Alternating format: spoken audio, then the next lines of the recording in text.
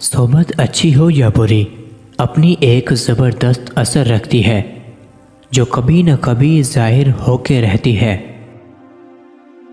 بیوہ کو دوسری شادی بے حیائی نہیں بلکہ بے حیائی کو روکتی ہے۔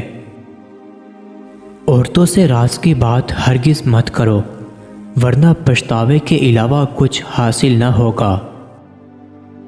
دولت عورت کے پیچھے آتی ہے۔ دولت مند ہونا چاہتے ہو تو عورت کی قسمت کو اپنے اوپر اوڑھ لو، یعنی اس کی حیا اور اس کی پارسائی اوڑھ لو تو عورت کا رخ آپ کی طرف ہوگا۔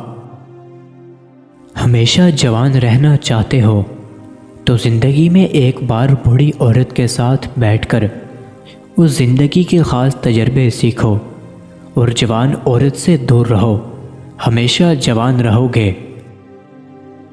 اس عورت سے ہرگز شادی مت کرنا جس کے اندر بے وقوفی اور جاہلیت کی ذرا سی بھی علامت ہو۔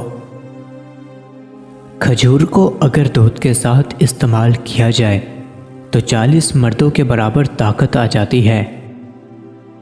دو چیزیں قوت باپ بڑھاتی ہیں، شہد اور دودھ۔ دو چیزیں وقت باپ بڑھاتی ہیں، انجیر اور بادام۔